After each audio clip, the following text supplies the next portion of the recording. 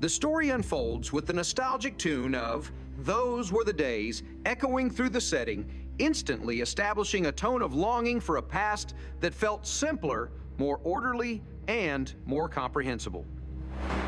Archie and Edith Bunker prepare in a small motel room for the funeral of cousin Liz, and their interaction reveals generational humor, conservative discomfort, and the looming anxiety of mortality. Archie complains about motels, suspicious desk clerks, and adult films advertised for guests. Edith, ever curious and polite, tries to understand why the clerk asked about the room's usage, but Archie suggests she looks guilty. Every line between them becomes a comedic misunderstanding, highlighting the difference between innocence and cynicism.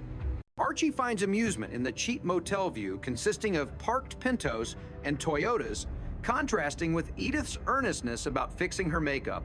When she fears an open casket, Archie counters with rational bluntness, reminding her that death is natural, even if uncomfortable. Edith confesses she wanted to tell him he's wonderful before it's too late, and Archie deflects with pragmatic indifference, reminding her to clean the tie instead. Their dynamic shows love buried beneath sarcasm. At the funeral gathering, Archie tries to assess what valuables might be inherited. Edith mourns sincerely while Archie fixates on material possibilities like a silver tea set. Veronica, the close friend and roommate of Liz hosts, mourners in a modest but warm apartment. Archie is bluntly inappropriate, asking about funeral costs and insurance payouts, hoping to maximize Edith's potential inheritance. Edith admires the antique silver tea set, reciting the long lineage of its passage through generations, symbolizing family history. Archie dismisses sentiment and calculates resale value. Veronica excuses herself and moments later confesses privately to Edith a truth she had kept for decades. She and Liz shared a romantic partnership like a marriage. They lived together through 25 loving years, constrained by societal judgment and professional risks that would have cost them their teaching careers. Edith, initially confused, gradually grasps the implication and feels sorrow that love had to hide. She respects the depth of their bond and decides Veronica deserves the tea set more than she does seeing her as true next of kin in spirit. Archie, upon hearing fragments of this revelation, reacts with shock, prejudice, denial, and embarrassment. He rethinks the memory of kissing Liz once and misinterprets it as rejection rooted in orientation rather than disinterest. He argues loudly, showing the generational fear and ignorance of homosexuality. Edith defends compassion, insisting love is love regardless of gender, and that Liz and Veronica harm nobody. Ultimately, Archie yields, begrudgingly refusing to take Veronica to court or risk her losing her teaching job.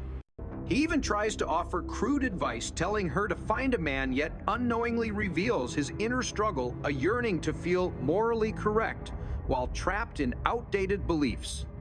As he leaves, he steals a small sugar tong, a petty act, symbolizing his lingering greed and resistance to change.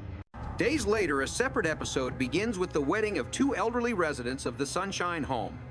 Edith offered their house as the venue volunteered to be matron of honor, promised Archie would be best man, and that she would sing "Oh Promise Me." Archie resists because he plans a fishing trip at 6:30 a.m. With Barney and Blanche at a cabin owned by an uncle cherishing the masculine ritual of outdoors escape, he demands to skip the ceremony, arguing early departure is crucial. Edith stubbornly refuses, saying breaking her promises would devastate the elderly couple. Their argument expands into a classic marital dispute, referencing past disagreements, baby names, apartments, and family preference, revealing the weight of years. Archie threatens to leave without her, illustrating selfishness disguised as practicality. Edith counters that if he abandons her, he might as well keep walking. Their fight peaks with emotional exhaustion. Eventually, Archie persuades Barney to delay departure, but only after leveraging a secret from a past hotel convention involving questionable behavior. Blanche overhears the blackmail implication and reinforces the leverage. Edith rushes to complete the cake and finds something blue for the bride. The wedding begins awkwardly, featuring Edith's slow rendition of "Oh Promise Me" corrected mid-song by switching to the bridal march. Archie rushes the reverend by urging a shortened ceremony due to his impatience. The groom Harold hides in the closet from cold feet, uncertain of marriage so late in life. But Archie lectures him on companionship, sexuality, and masculine duty. Finally, the couple wed, And despite tension, everyone celebrates modestly. When Harold hides again, refusing to face the honeymoon, Archie proposes taking the elderly newlyweds along on the trip. Barney initially refuses, but Blanche insists. Thus, the fishing trip becomes a comedic caravan, including a hesitant groom reflecting companionship and absurd generosity. Soon after, Archie appears dressed like a flashy barkeeper preparing for the grand opening of his new saloon called Archie's Place. He calls in sick to his factory job, lying about bad fish. Despite Edith's fear, he will be fired. He boasts about becoming successful and proclaims he will never get too important to look down on his family, ironically missing humility. At the saloon, Archie barks orders at Harry. The bartender complains about powder in the toilet tank and micromanages stools. Harry reminds him that Archie was once a friendly patron, but now behaves like a tyrant. Annoyed, Harry quits to work at McFeeney's topless bar down the block. Carlos the busboy leaves with him. Archie loses key staff on opening night. Gloria and Michael volunteer to help. Gloria waits tables. Michael tends bar Edith hosts. Archie panics but mobilizes them. Customers arrive, including the Cleavers, celebrating their anniversary. Archie frequently interrupts Edith's storytelling to avoid wasted time, but she naturally overshares adorable anecdotes. Arrivals include church organist Mr. Bilkey to play piano, asked to keep lively tunes. The bar scenes mix flattery, cheap flirtations, generational awkwardness, and slapstick liquor orders like Harvey Wallbangers. Archie invents cocktails using random ingredients disguised by dark glasses. Gloria fends off a drunken grab using dramatic domestic abuse, lies to repel harassers. Suddenly, Mr. Sanders, Archie's loading dock boss, appears. He confronts the lie about sickness and warns Archie that saloons require financial expertise. Sanders predicts failure. In defiance, Archie quits dramatically. Harry returns briefly to retrieve his bartender guide, then leaves again bragging about topless waitresses. Archie insists topless bars are vulgar and claims that once you've seen two, you've seen them all. Edith and Archie sing side by side to lift spirits, and the bar enjoys a rare warm moment. But shadows creep behind the laughter. Later, business declines. A bill collector arrives threatening to repossess refrigeration equipment if Archie cannot pay nearly $3,000. Comic exaggeration about daughters and widowed customers masks real financial stakes. Harry returns to taunt him. Competition thrives. Arch spirals into irritability and bitterness, throwing eggs at Barney, shouting at everyone, lamenting unpaid tabs and vanishing crowds. Friends urge him to take small mood pills, claiming truck drivers and athletes use them. Archie resists, but curiosity wins. He pockets the pills. One restless night, stimulant-induced mania surges. Archie paints the porch at 3 in the morning, shouting greetings at neighbors. He swings between manic singing and grandiose declarations. Edith pleads, but he ignores sleep, believing productivity is salvation. The pills exaggerate ambition and delusion. Eventually, he collapses into exhaustion and headaches, as their daughter, Gloria, and son-in-law, Michael, observe with concern. They interpret the behavior as addiction. Edith remains quietly frightened. At the bar again, Archie's hands tremble. He snaps at helpers, refuses food, gobbles cigars, and claims the world overeats. His denial worsens. He insists on systems and efficiency experts because newspapers say businessmen need them showing surface-level absorption of trending business jargon without real understanding. He believes the bar will flourish only if he keeps pushing harder, another sign of addiction to stimulation, productivity, and pride. Michael gently offers help, but Archie denies his decline. The jukebox, empty stools, unpaid bills, and lonely cigar smoke reveal decay. Still a vestige of pride flickers. He declares one bar could become 2, each doubling success. He imagines expansion before mastering the basics. His family loves him but watches helplessly, knowing he clings to dignity through business identity. The tone becomes tragicomic, portraying the slow collapse of an ordinary working man seduced by the American dream's pressures. The bar is not merely a business. It is Archie's attempt to override aging irrelevance, economic vulnerability, and fear of change. Pill's pride and impatience fuse into combustible chaos. Yet beneath comedic arguments, we see emotional truth aging men witnessing a world that no longer resembles their youth scrambling to assert authority. Through funerals, weddings, and business ventures, the narrative threads echo the same theme: relationships shifting against rigid conventions, forced vulnerability, and the challenge of accepting others' truths. Veronica and Liz's hidden partnership contrasts Archie's loud heteronormative marriage. Elderly lovers defy assumptions about romance. Archie's saloon dream challenges class mobility and reveals capitalism's strain on working families. Edith's soft resilience becomes the moral anchor of every situation. By the end of this portion, the bar's dim hum and Archie's trembling resolve paint an intimate portrait of fragility disguised as bravado. As the night drifts into silence, his family sits close sipping drinks. They didn't want anchoring him with presence because they cannot anchor him with words. Archie promises he will figure things out, but fear flickers behind his forced grin. Even as the jukebox plays, the room feels like a crossroads. As Archie continues to spiral under pressure, the environment of the bar becomes a mirror of his internal chaos. His reliance on stimulant pills intensifies. He insists he can quit anytime, a denial familiar to anyone slipping into dependency. The loud, restless pacing around the room, the abrupt changes of subject, and the manic belief that painting porches at impossible hours somehow symbolizes productivity all signal that he no longer controls his impulses.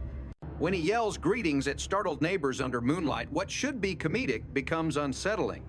Edith's attempts to bring him inside reveal fear. She is powerless to slow him. Sleep deprivation blends delusion with misplaced ambition, and the once charming stubbornness now feels dangerous. His family observes, quietly uncertain whether intervention will ignite his temper. The story transitions into a scene of breakfast the next morning where Archie refuses food.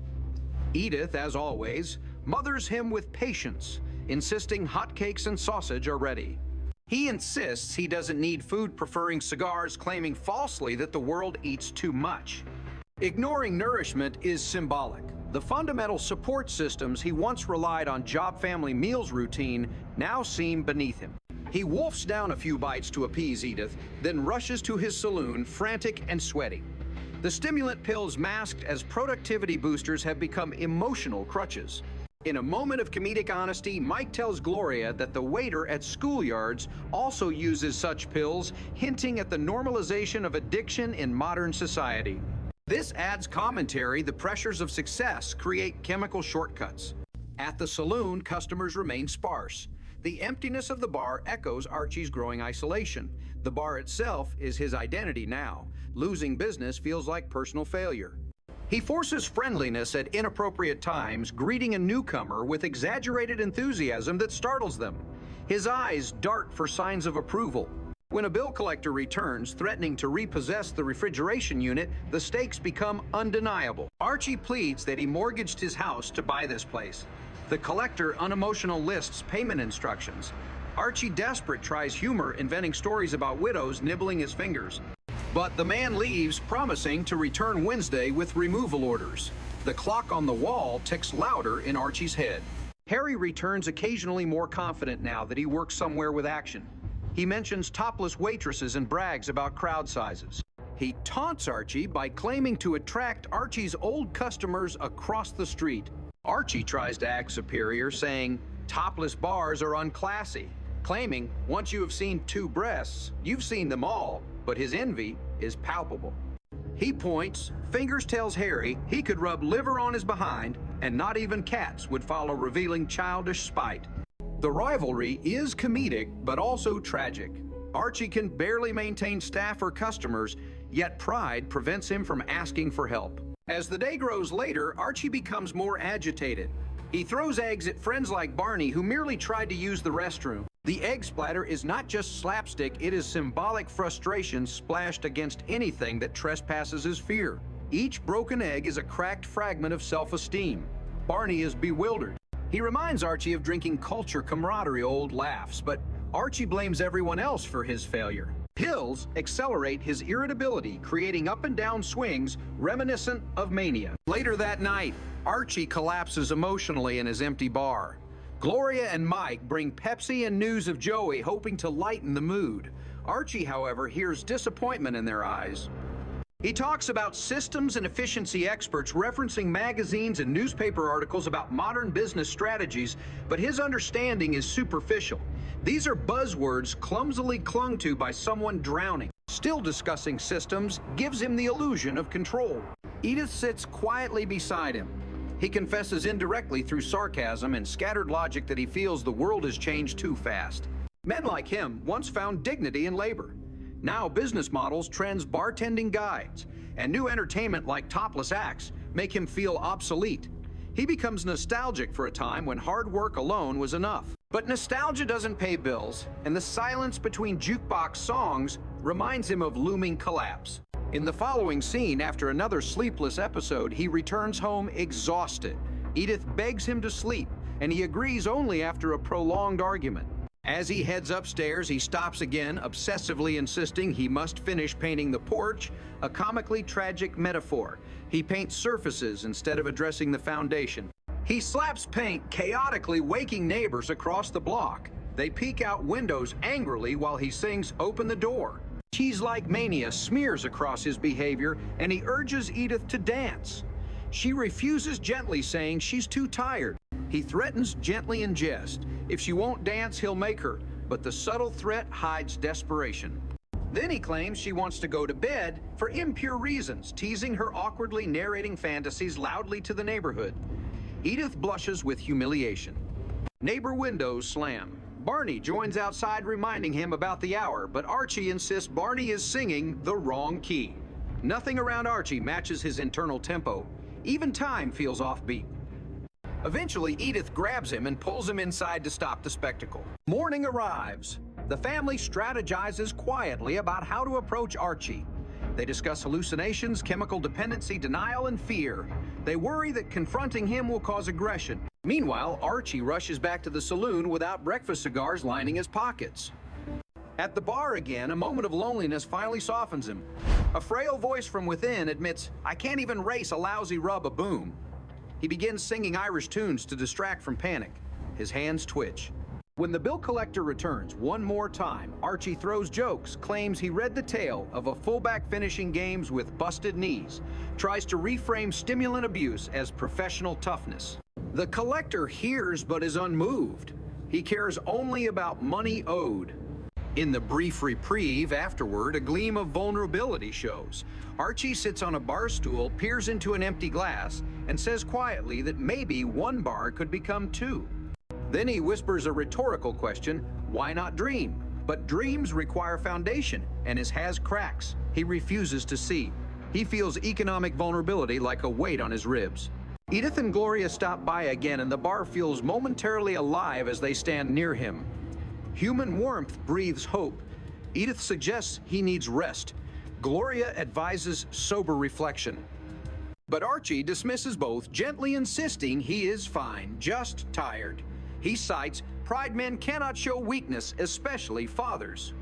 Instead of vulnerability, he chooses denial singing lines from Side by Side about traveling together through unknown futures. The family joins reluctantly. They smile, but worry flickers behind their eyes. Perhaps they feel that love alone cannot correct dangerous momentum. Archie may need consequences, not comfort. Later alone again, he faces silence. A bar without laughter smells of spilled drinks and regret. He pressures himself harder, pacing in circles. He decides he must call someone a mysterious efficiency expert, believing a system will solve everything. Yet as he reaches for the phone, his hand trembles violently. His vision blurs. For a moment, he considers taking more pills, fingers hovering, but he resists barely. The restlessness inside refuses to quiet. He shouts at empty chairs that the place will be packed soon. His voice echoes.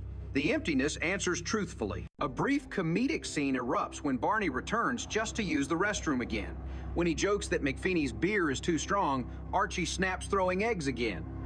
But this time, the yolk lands on Archie himself, dripping down his clothing. Barney leaves confused, sad for his friend. Archie sighs. He feels defeated. The egg becomes symbolic of fragile identity cracking. Later still, the stimulant ebbs, causing profound exhaustion. Archie falls asleep at the counterface pressed against wood. Edith comes to collect him. She whispers his name gently. He stirs confused and asks if customers arrived. She shakes her head. He lowers his gaze. The truth now weighs heavier than humiliation. When they leave the bar in silence, grandma-like streetlights illuminate the lonely sidewalks. Archie walks slowly, no bravado left. Edith whispers that she's proud he tried a gesture of emotional rescue, but Archie barely replies. The narrative pauses not with comedic punchlines, but with the quiet suffering of ordinary Americans struggling to keep up with the world. The thematic arc across these episodes deepens. Each storyline reveals society changing faster than older generations can adjust. Liz and Veronica's relationship shows hidden love suppressed by hostile norms. The elderly couple's wedding illustrates the pursuit of companionship even against age stereotypes. Archie's business collapse demonstrates the accelerating pace of capitalism competition novelty acts and the decline of neighborhood bars. Beneath comedic banter lies fear of irrelevance, vulnerability, change difference, and invisibility. Edith the Emotional Compass shows empathy toward all groups, queer couples, elderly lovers, failing businessmen. She embodies compassion amid chaos. The narrative implies that true success isn't profit but relationships, the very thing Archie fails to nurture while chasing financial validation. His bar collapses because he doesn't listen, engage, or adapt. He wants authority, not hospitality. Bars thrive on warmth, not ego. Meanwhile, his pill episodes reveal stress's toxic expression when trapped behind masculinity's expectations. Archie represents a generation told never to cry, never to doubt, never to fail. As these shields crack, frustration spills like broken eggs on barroom floors. And yet, comedy rescues tragedy from despair. Every moment is framed with laughter, musical interludes, and neighborly banter. The narrative suggests that community can absorb and soften personal failure. Even if Archie loses the saloon, he still has Edith's forgiveness, Gloria's concern, and Mike's hesitant affection. The warm glow of family remains lit even as business lights dim. Laughter becomes a life raft. As the part closes, Archie sits at a bar stool alone, humming softly. The jukebox clicks to silence. He stares at a glass half full or half empty. The audience senses that consequences are approaching, and Archie will soon confront truth not through sermons, but through experience. He whispers almost to himself, one bar could be two. But the echo answers first, one bar must survive.